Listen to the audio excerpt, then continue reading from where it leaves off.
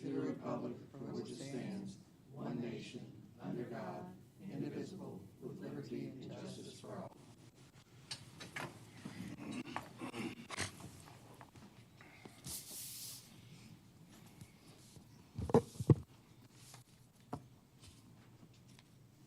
Thank you. Do we have any additions or deletions to the agenda? We do not. We do have one slight change for the reason of going into executive session. And instead of being for personnel, it will be, I gave you the language there for safety. So it'll be for specialized detail of security arrangements where disclosure of the information to be discussed in executive session might reveal information that could be used, commit, or avoid, etc., of the law by division of section 121.22 of the revised code. All righty.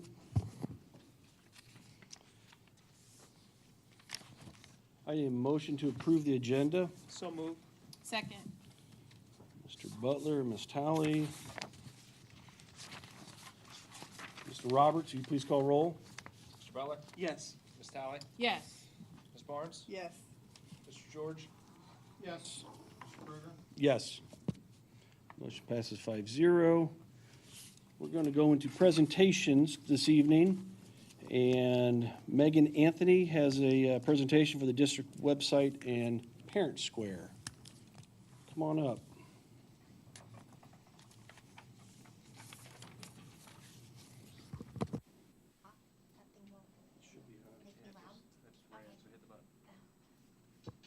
Okay. Hi, everyone. I'm Megan Anthony. I'm the district's communications coordinator, and I am excited to be presenting to you today about two of the new communication tools that we implemented over the summer to improve our digital communications with families and the community and students and staff.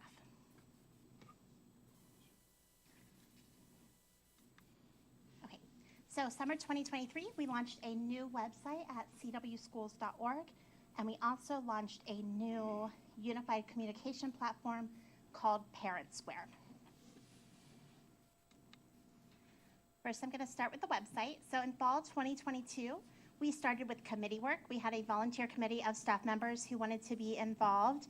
And we evaluated our current website, our former website provider, and then looked at and demoed with some new website providers and finally chose one. We ended up choosing a website provider called Final Site. Some of the reasons that became our choice, they had some tools that improved our translation and our accessibility on the website, Audio IM Weglat.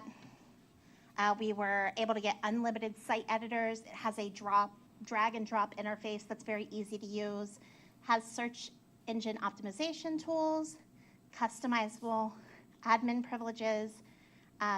It has shared elements, which is really helpful to me as a single person department. I can put something in one place and then share others. So when I have to go update it later, I only have to update it that one place and it updates everywhere. You wouldn't believe how many times I found like old phone numbers and lunch prices in places I didn't even know about. So that's one of my favorite things. And then it also offers responsive designs for mobile and tablet use. In late winter 2023, I did a lot of research looking into our Google Analytics data and our Google Search Console data to learn more about how users were interacting with our website, what things they were looking for, what things they had trouble finding. And I also looked a lot into best practice for school websites and website design. And then in spring 2023, with the help of Final Site, we started the design process with input from the leadership team and committee members.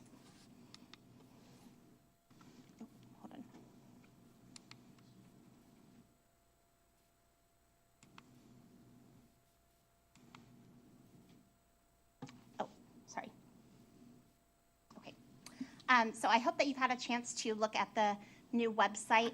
It so far has been working really well for us, I think.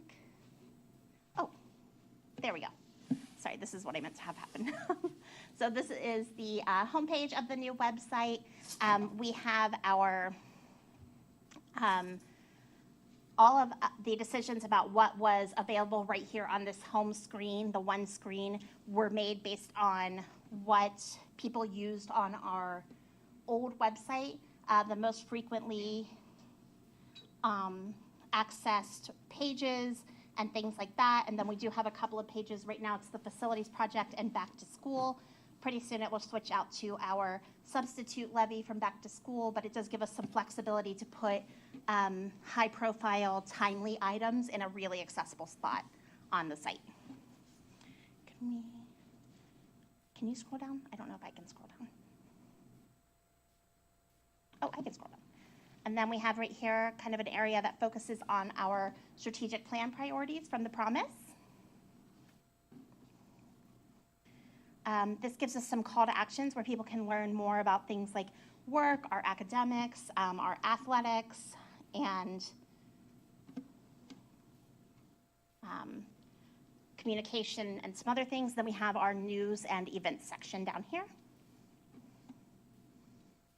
Every building has their own homepage that looks like a homepage now. It has a really nice video that we had taken of each campus, an aerial video, and they have links that they can customize to their building and really showcase what they offer in their building too.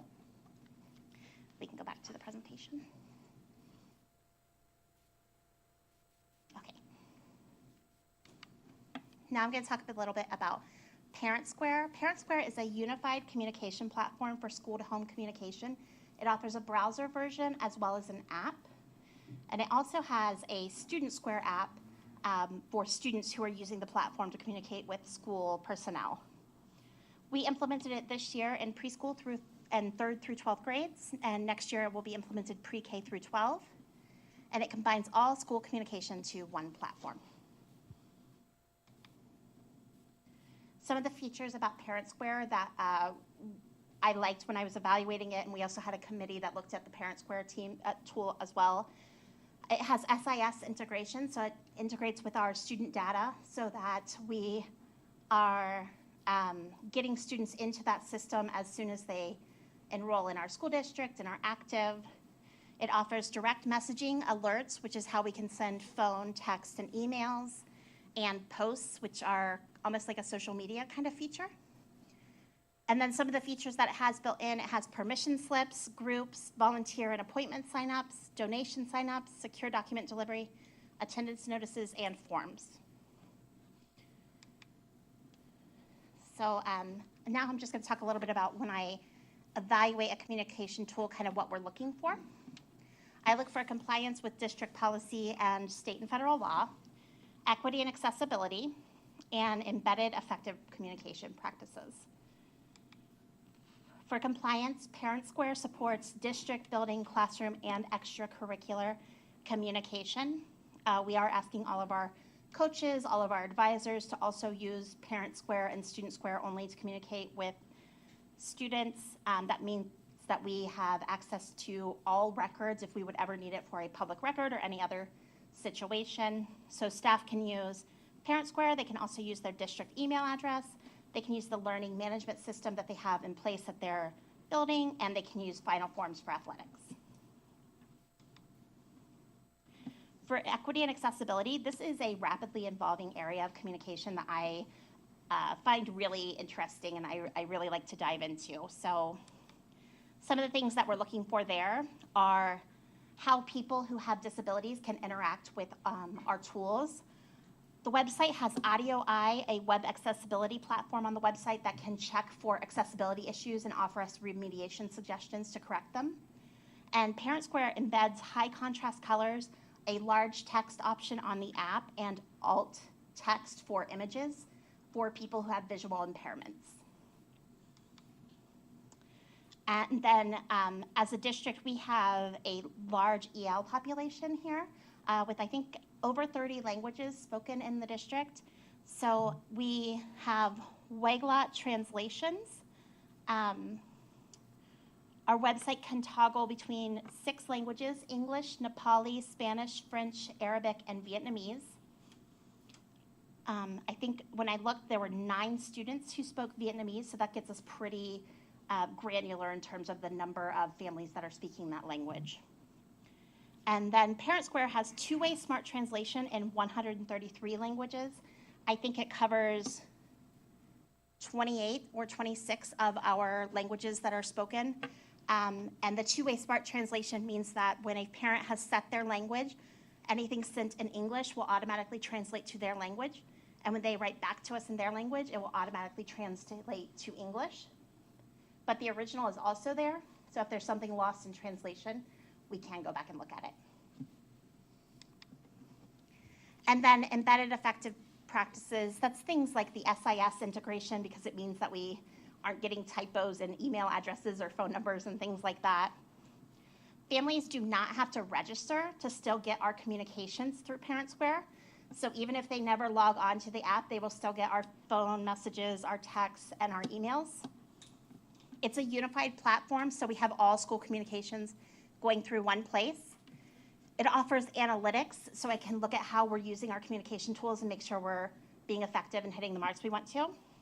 Data security and student privacy are built in.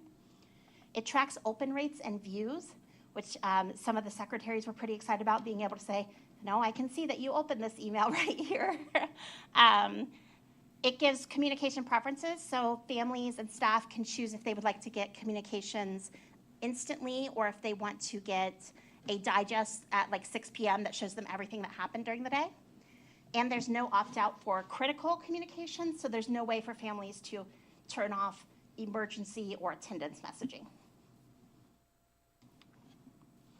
What's ahead? Website, I'm still working on training the different people who will be using it at the buildings and departments. This school year and next, we're going to be working on bringing any sites that are under Google Sites or something like that under our umbrella, so they have those accessibility and translation tools. And we're going to continue to work on content development. For Parent Square, we're going to continue training, creating some best practices with input from the staff members who are using the tool, and expanding it to K2 in 2024. Anybody have any questions? I do. Yeah. Thank you, Mrs. Anthony, for providing that overview. Would you be able to explain what is distinguishing between Power School and Parent Square? Yes. So Power School is where we have families complete their forms, and Power School is our student information system, our SIS. So it's the database that houses all of the information that we collect on students and families that we use to communicate with them or to know where to place them in classes, everything like that. Parent Square is strictly a communication tool. So it uses the information that's housed in Power School to know where to send the communications and who to send communication to, but it is not the place where that information is stored and kept. So if someone needs to update their information, they still need to go through Power School? Yes, and that was one of the things about Parent Square that works really well. It doesn't allow them to update in Parent Square, so that makes sure that our central database of contact information stays the most accurate and up to date. And secondly, what would be your best suggestion for if someone's experiencing information overload? And I'm speaking of myself. Yeah. You know, I have 2 daughters in the school district, and I'm getting constant notifications from all of their teachers. Yeah, so I would suggest using the digest feature. Turn on digest for email. You'll get an email at about 6 p.m. If there are any emergencies, that will override your digest settings, so you'll still get that. So I definitely recommend keeping that digest feature on. Thank you. And give us a little time. I think once we get used to the tool, you'll see that work itself out a little bit. Okay. Any other questions for Megan? So you said Parent Square had sign-up functionality built into it. So is that something that our booster organizations can take advantage of? Yes, actually, one of the things, I didn't mention it in here, but one of the things I'm excited about in Parent Square is it does have the ability to do some community communications as well. So we can let people who don't have kids in the district sign up through Parent Square to get things like our newsletters or our snow day notices, communications from athletics, things like from our boosters or our PTOs. I think that would be really exciting, and we do have the ability to let our PTOs and our boosters take advantage of the volunteer sign-up and the donation sign-ups. Yeah, that's what I was interested in, because several different booster organizations, they'll use Sign Up Genius or some other functionality. And if we already have something, a tool like that that's built that they can take advantage of, Yeah. that'd probably be great. And then, so you're training folks, I'm assuming, to do like some website updates in Parent Square, or, in Parent Square. So I guess what's the approval process for that to go from, hey, we're planning on doing this on our website, to, okay, you can do that on your website? So right now, nobody's too eager to jump in. I did show all of my lovely principals how to use it, and I don't know if anybody has done it themselves yet, but that's okay. So I do have the ability to control what admin privileges they have. So right now, nobody can delete, for example.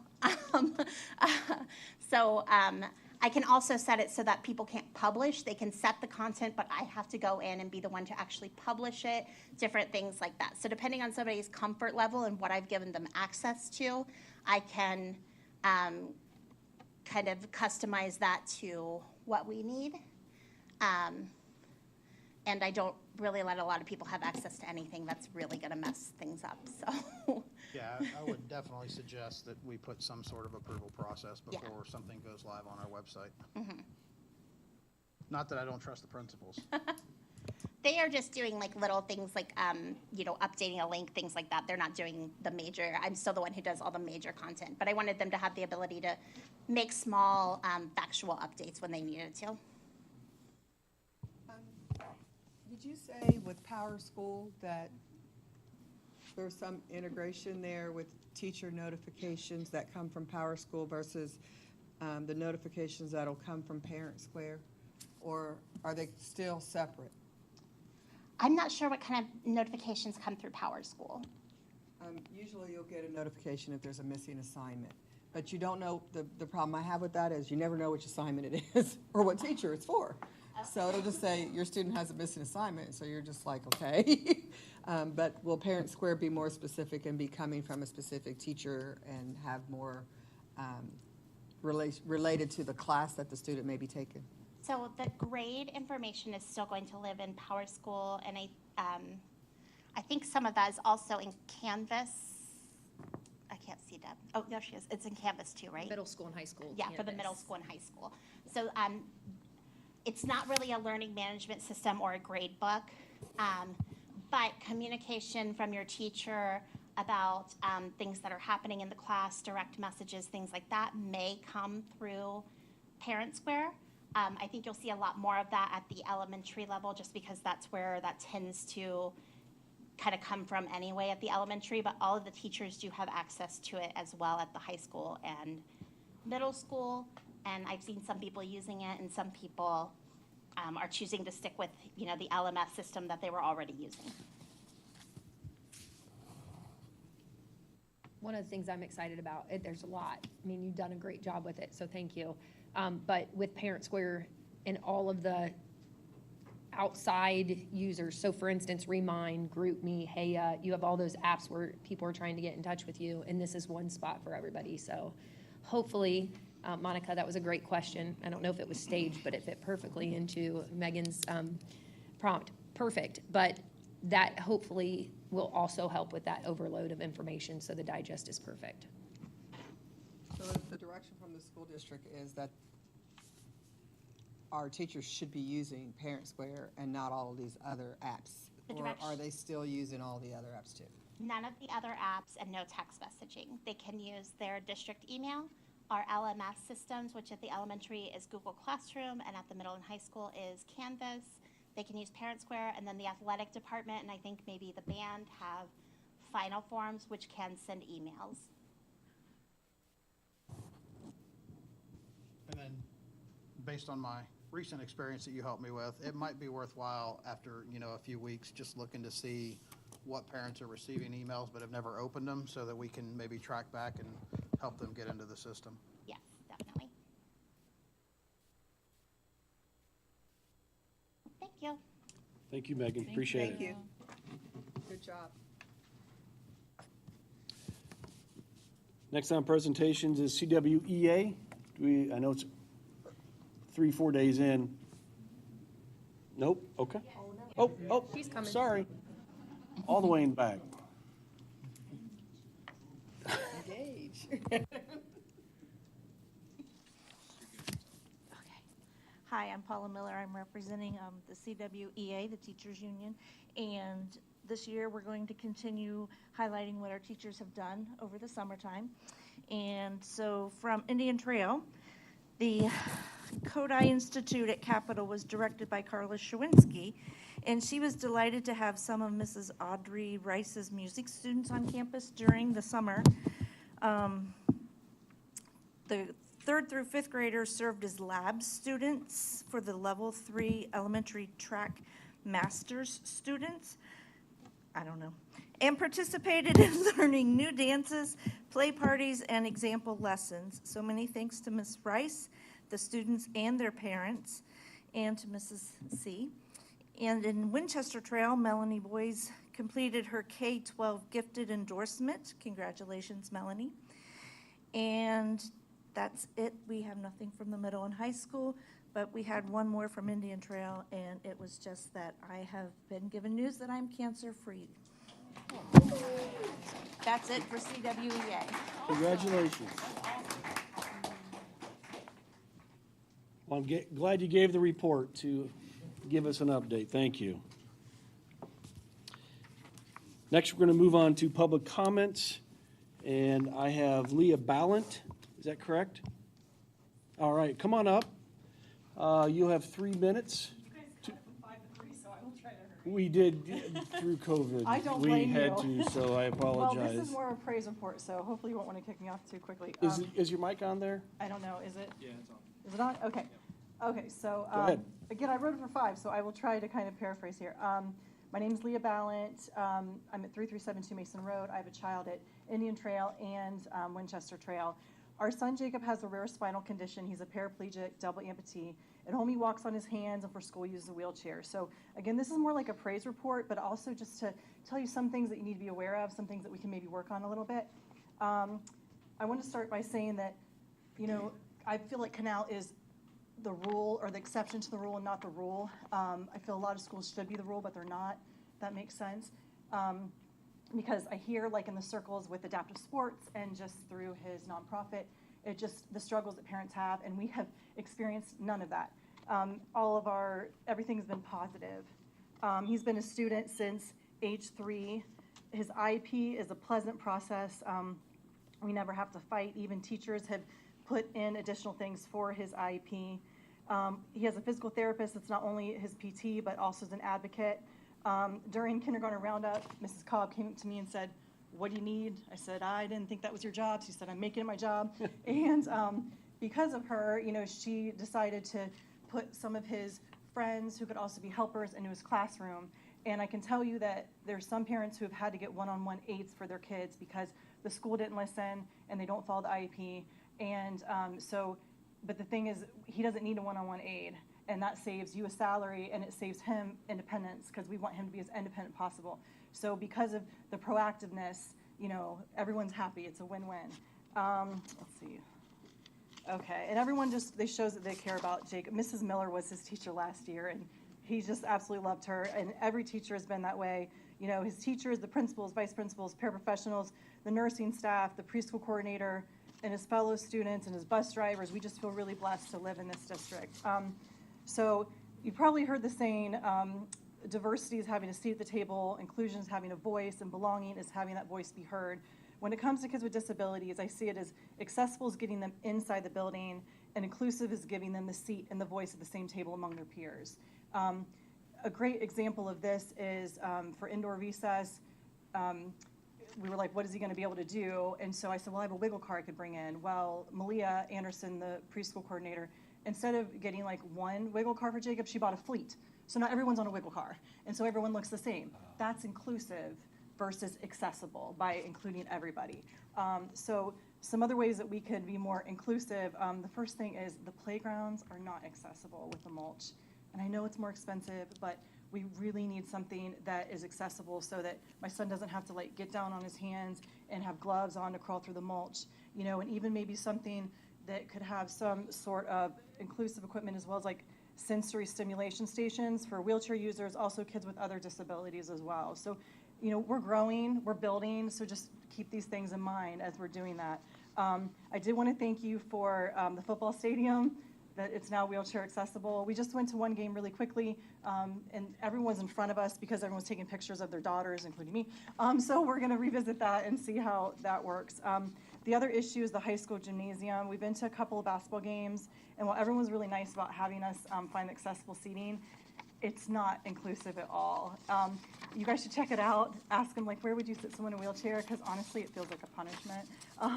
It's just, you're kind of like off and behind. So again, I don't expect you to like rebuild it today, but as we're growing, as we're building, ask the builders, like, not just what's accessible. We know it has to be ADA compliant. Ask them what's inclusive. Like, where are you going to put the kids with wheelchairs? And then ask yourself, is this good enough for Jacob? That's my son. Good enough for your kid? An adult, a parent, a grandparent, a Vietnam vet, like, we want them to feel included, not just, be able to just be there. And, I'm here to help. My son's here to help. Like, I'm not an expert. I'm an advocate, but he's an expert. So, we can all work together to make it the best that it can be. You guys aren't even timing in here. I got you. You are okay. Okay, I'm right. Okay. You're a little over, but keep going. It's good Okay, stuff. Thank you. Okay, well, the last thing I wanted to say, when I found out at 20 weeks pregnant that my son would never walk, sorry, I might get a little bit emotional. The one thing you wonder is, like, how is he going to be treated by his peers? What's school going to look like for him, And I can tell you that Jacob has so many friends. Like, we're going to have to start cutting off his birthday parties because he's making friends and he's keeping friends. And on his final day of preschool, I went to the water day, and on our way back, the preschools are right now with the 3rd, 5th graders. Like, not every single kid, but like the majority of them were like, hey man, hey buddy, fist bump, high five, And they don't have to do that, but what we're teaching them, like, about kindness and everything, it's working. We should be really proud of it, because again, that's another way where we are the exception to the rule and not the rule, even though it should be the rule. So I think that's everything. Thank you for listening. I did not want to cut off that last piece, so thank you. That's good stuff. Thank you. Do you have any, I don't know if I'm supposed to ask you have questions or not. Or is that just the presenters? Thank you so much. Okay, thank you. We appreciate you taking the time. Okay, appreciate it. Thank you so much. Okay. Yeah, appreciate you lifting up some of those concerns as you said, as we grow, take into consideration and see what we can do. And I'm going to forward you my email and a picture with my son with mulch all over him, just as a reminder. And then if you do, like I said, need an expert or anything, just any questions, then be up here. Okay? Thank you. Thank you. Okay, we're going to move into executive reports, and we're going to jump to the superintendent's report. Ms. Hunt? Thank you. Yes. All right, good evening. I'm going to start off by reporting out on our district strategic plan, the CW Promise. Ms. Anthony shared a little of the CW Promise today with her communication. And in May, if you recall, we presented the CW Promise to the board and the community. The CW Promise is our promise to our students, our teachers, our staff, and our families, and our community. And while presenting and preparing the CW Promise, we were committed to creating a plan that set a clear direction with actionable, meaningful steps that would help the district move toward our goals. And we wanted to avoid a plan that just sat on a shelf in a binder. Our promise has a total of 75 tactics that fall under our focus areas, including teaching and learning, safety and wellness, school culture, and operations. And I am excited and happy to report that as of August 1st, we have completed 22 of the 75 tactics within the CW Promise. A few examples of completed tactics include the creation and sharing of a professional learning plan with each building, the scheduling of an annual meeting between our first responder partners and district leadership, train staff to use implemented communication tools and develop guidance for their use. We created an annual calendar of holidays, recognition, and traditions that reflect our students. We created a calendar of employee recognition dates, and we created a district-wide safety committee. As we progress throughout the school year, we will continue to have an intentional focus on the remaining tactics, and we look forward to being able to share with you as we complete those tasks. Next, speaking of safety, I did mention the safety committee and talked about our annual meeting between our first responders. I would like to take a few minutes and address the incidents that occurred on Friday night at the football game. I want to make sure that I assure all of you, our students, our staff, our families, and our community that student safety is our #1 priority. Our team worked with law enforcement officers and Groveport Madison administration ahead of the game for over a month to create a safety plan for the football game on Friday night. The safety plan was implemented on Friday night, and thanks to the actions of all parties involved, we were able to arrest the individuals and confiscate the weapons without incident or injury. While we are thankful that no one got hurt, we also believe that what happened Friday night was completely unacceptable, and we know we have to do more to make sure our games are safe for everyone involved. My team and I spent time over the weekend debriefing and brainstorming on how we can improve.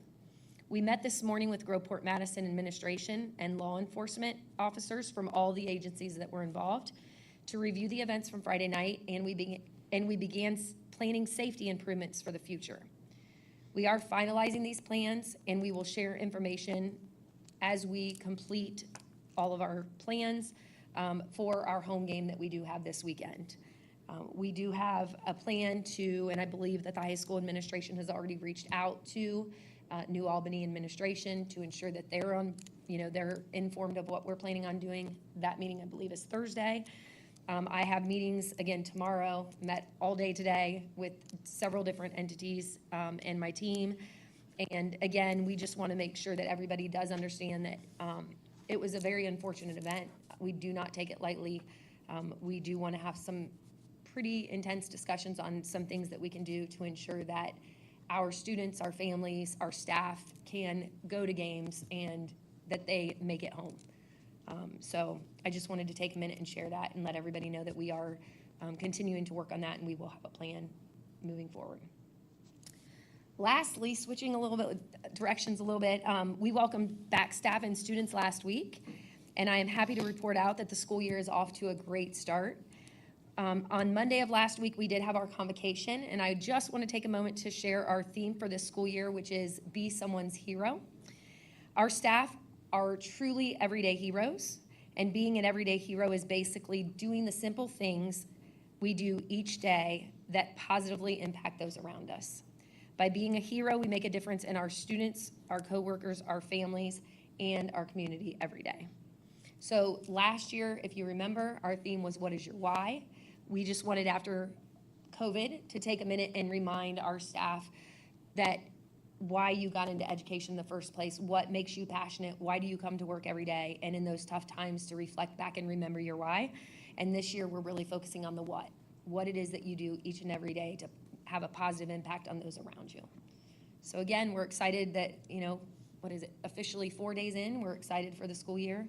And I appreciate you letting me take some time to share.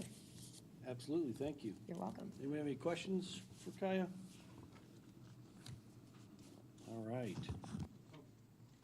I'm sorry, I do have a question. So we've completed 22 of our 75 tactics. Is there a goal for when you want to have the 75 completed, and then what's after that? Absolutely, that's a great question. So if you recall, when we presented the plan, each goal has an objective, a strategy, and a tactic, and then there is a how do we know we met the tactic? So there's a goal in getting it done. And I believe our final tactic would be needed to be completed by June, I'm looking at Megan, but like June 30th. So we will be working on tactics. There are some that won't be completed until near the end of the year, or if not, into summer. Our goal then is in the fall, we will put out our annual survey. It'll be year 2 for that survey that will ask a lot of the same questions we asked last year about how they feel about our 4 focus areas. With that input, we will look and we will reflect on how we're doing. A lot of our measurements won't happen until the end of the school year because we just started our plan, we're in year 1. But what we will do is we will then create new tactics. Most likely, I don't see our 4 focus areas changing. I don't see our goals changing. And then once we have those tactics, we'll have new tactics in place, roll those out, and we'll just continue to use it as a document that's ever changing and meets the needs of our district. Thank you.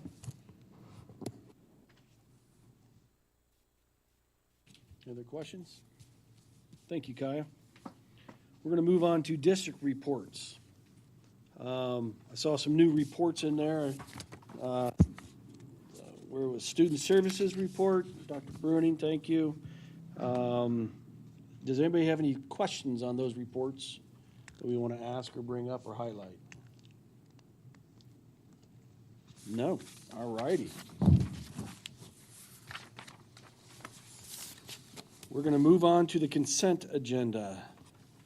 I need a motion to approve the consent agenda. I'll make a motion. And I'll second. So Mr. Kruger and Mr. Butler. Start off with, is it Kaya or Nick? It's me. Kaya, go ahead. Yep, thank you. We'll start off with number 2 as our minutes. We're asking you to approve the minutes from the July 17th regular board meeting.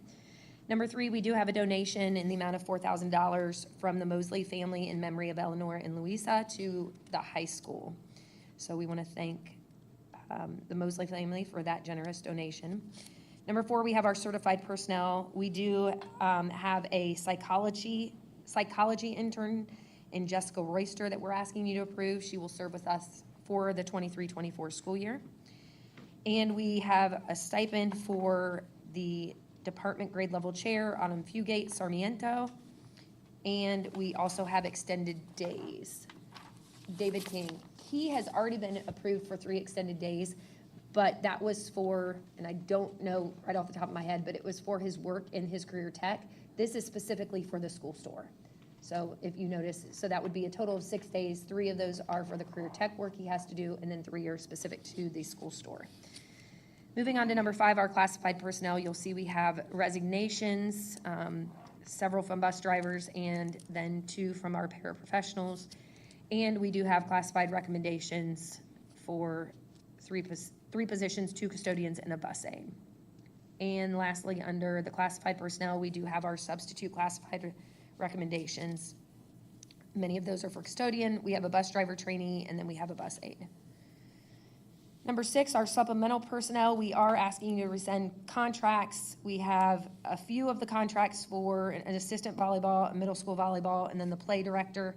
You'll notice further down that we are approving Alexandria Garcia, who did rescind a contract from middle school volleyball. She will be approved as assistant high school volleyball. And Brady Brennan is approved in those same positions at a higher rate.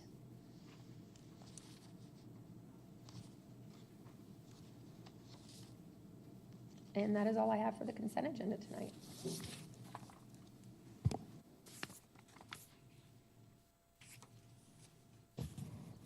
Any concerns with having 3 bus driver resignations? I mean, we struggle with bus drivers. We do, and it is, we're still okay. So concerns, yes. However, we're still able to manage. We still have the number of drivers that we need. It seems like every time we get +2, +3, something happens. So we're just kind of continuing that. And are these 3 bus drivers who resigned part of that 5 vacancy positions or 5 vacant positions for the bus drivers? Yes.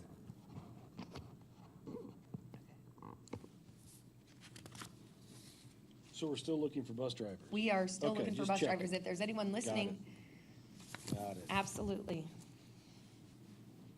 Okay. Any further questions? Consent agenda? Mr. Roberts, will you please call roll? Mr. Kruger? Yes. Mr. Butler? Yes. Ms. Barnes? Yes. Mr. George? Yes. Ms. Dowd? Yes. All right, consent agenda passes 5-0, which moves us to action items. We have a couple action items, so we'll start with action item number 1, the resolution for transferring interest earnings of a co-funded OFCC project. I will make a motion. I need a second. Second. Ms. Barnes, thank you. Mr. Roberts? Happy to announce that this will close out the high school OFCC project. And it'll allow us to transfer the interest earnings from those funds that we had put in for the project back to permanent improvement.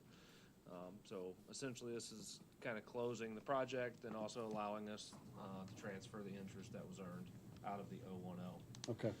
We could leave it in the 010, but it's more restrictive, so it's better to get it out into the less restrictive account, so that's what we're gonna do. Which is the PI fund? Yep. Okay.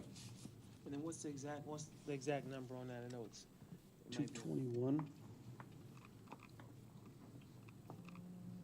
221, 42012. 21,412. Okay. That's what we earned on just the local share. We earned more on the LFI share, but we're just gonna leave that in 004, so.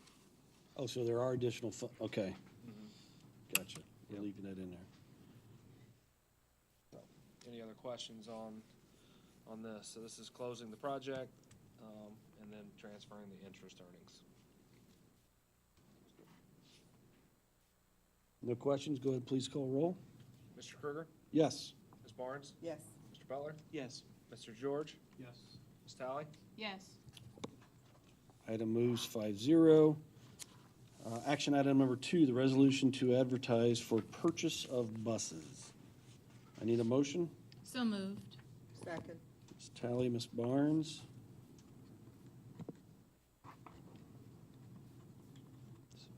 We have to advertise for the bids. We use Meta every year to do those bids for us. We have 4 buses in there. Our capital plan has, I think, 2 buses, or maybe 3. I'd have to look. We're gonna try to get bids for the passenger vans, but those don't seem to be made anymore. So we're at least hoping we can get some bids on those to be able to maybe buy the passenger vans, other than the 9 passenger vans. So the intent is to act on 2 buses, we think? Most Not likely, all- unless we there's a don't need all changing, 4. unless there's a changing need. We did 4 just in case enrollment In comes in case we need higher, that, yeah. something happens with bus drivers, and we need to react Okay. to the circumstances. But our plan is, through the capital plan, is to purchase 2. Any questions? Mr. Roberts? Ms. Tally? Yes. Ms. Barnes? Yes. Mr. Butler? Yes. Mr. George? Yes. Mr. Krueger? Yes. Item moves 5-0. Action item number 3, resolution to establish bus stop locations. I'll go ahead and make a motion. I need a second. I'll second that.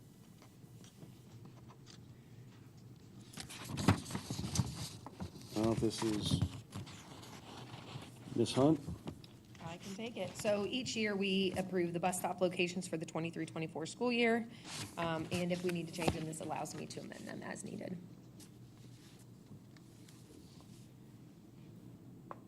Should be easy. Stop's already running. Mr. Roberts? Mr. Krueger? Yes. Mr. Butler? Yes. Ms. Barnes? Yes. Mr. George? Yep. Ms. Tally? Yes. All right, item moves 5-0. Action item number 4, contract for the Ohio State University. I need a motion, please. So moved. Ms. Tally, and I'll go ahead and second. So this contract here is for our principal interns that we have placed at our building. If you recall, we do have 3 principal interns. We have 1 at the high school, we have 1 at the middle school, and we have 1 at Winchester Trail. They will be with us for the entire school year. So they started with us on August 1, and they will be here through the end of the school year. So we are asking you to approve that contract, and that will not exceed $75,000 for that contract. For all 3 individuals. For all 3 of them, yep. They will be throughout the school year or calendar, or? They will be here 12 throughout the months? school year. The school year, Correct, yeah. okay. There are some days where, because they're going through classes at Ohio State, there's days where they would need to be out, but for the most part, they are here consistently. I'm interested to know how that plays out for the rest of the year, to see what kind of help and support that they've been able to offer the building, so. They have been fantastic so far, so we're excited to have them. Great. So just, can you give a brief history of this program? Like, how did it come out? How did it, happen? Absolutely. What I know of it, it's been in place for several years. I first became familiar with it when I was asked to attend an interview session. So it's a lot of individuals who may be second career, or maybe didn't go into education, or were business leaders, or all over the board, that decide they want to go into education. So it's in conjunction with the Fisher College at Ohio State, so the business college, and they receive their MBA, but it's under the layer of a school leadership program. So it's like a lateral entry kind of program for people who want to become administrators. Correct. I believe it's a 2-year program, so I believe their first year they go through the classes a lot more, and then their second year they're put into buildings where they intern. And yeah, I mean, we have some who are teachers, which is rarer, and a lot of second, third career. But it's a great program. Again, when I interviewed, I was very impressed with the ones that I had interviewed, and I had asked if we could get involved. And again, this was probably year 3 or 4 of me being in the district. And right before COVID, we had the relationship that we were gonna be able to place some interns in our district. COVID happened, and they reached out to us and asked if we still had interest, and we said yes. So, and we wanted to place at Indian Trail as well, so we would have taken another, honestly, but with Leah moving into the principal role and Brett being new, we wanted to keep that focus and allow them to work together and grow, and who knows, maybe next year. All right. Any questions? Mr. Roberts? Ms. Talley? Yes. Mr. Krueger? Yes. Ms. Barnes? Yes. Mr. Butler? Abstain. Mr. George? No. All right, action moves 3 yes, 1 abstention, 1 no. Moving on to action item number 5, additional payment in lieu of transportation. Need a motion? I'll go ahead and make a motion. Need a second? Second. Ms. Talley, thank you. And Mr. Roberts? These are just additional payments for people that applied for in lieu of transportation. This is more of a routine that we see often, so. Yeah, we'll probably see this another time or two as people trickle in and apply.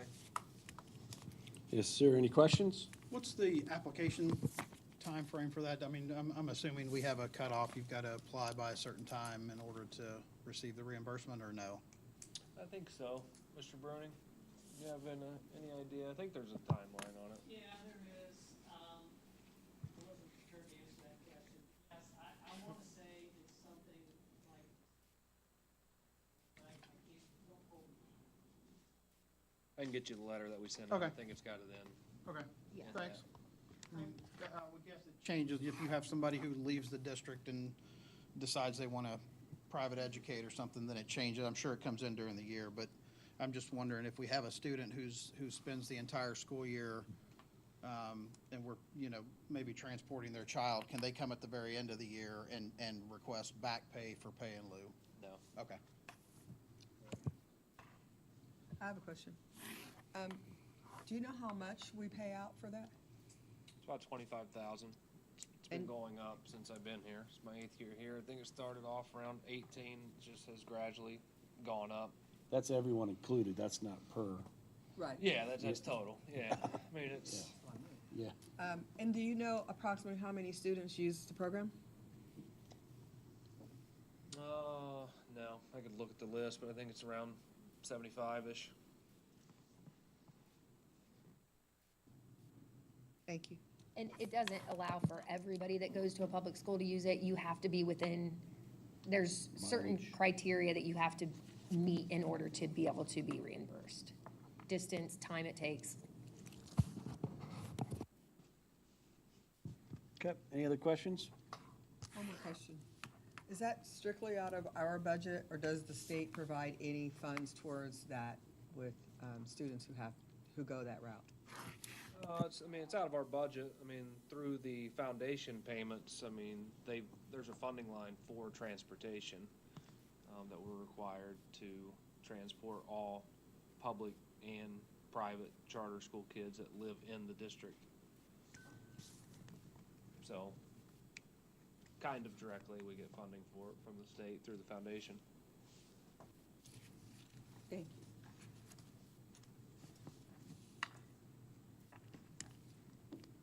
you. Mr. Roberts, call roll, please. Mr. Krueger? Yes. Ms. Talley? Yes. Ms. Barnes? Yes. Mr. Butler? Yes. Mr. George? Yes. Item passes 5-0. We'll move on to our last action item, number 6. We have a policy final reading. Any motion? So move. Mr. Butler? Second. Ms. Talley, thank you. All right, thank you. Well, back in May, we had our first reading on a group of policies, and we actually tabled this one. This was surrounding the expulsions. We had some discussions on it after our meeting, and we decided to place it back on, and it got lost in July, and it's here in August. So bringing it back, we didn't change anything in the end. We kept the language and decided that it allows us still to do the things we wanted to do if needed. So. Any questions regarding item 6? Mr. Roberts? Mr. Butler? Yes. Ms. Talley? Yes. Ms. Barnes? Yes. Mr. George? Yes. Mr. Krueger? Yes. Item moves 5-0. Any discussion items from the board that we need to bring up? Nope. All right. We will need to be moving into executive session from, go ahead and read this again. Specialized details of security arrangements where disclosure of the information to be discussed in executive session might reveal information that could be used to commit or avoid prosecution or violation of the law by Division G6, Section 121.22 of Revised Code. I'm gonna second that motion. Motion. You got it. And We should not be taking any action. we will not be coming back to take any action, so there's no need for folks to stick around. It's 7:51. Mr. Roberts, will you please roll us into executive session? Mr. Krueger? Yes. Mr. Butler? Yes. Ms. Barnes? Yes. Mr. George? Yes. Ms. Talley? Yes. Motion passes 5-0. We will be moving to executive session. Thank you very much for your attendance this evening.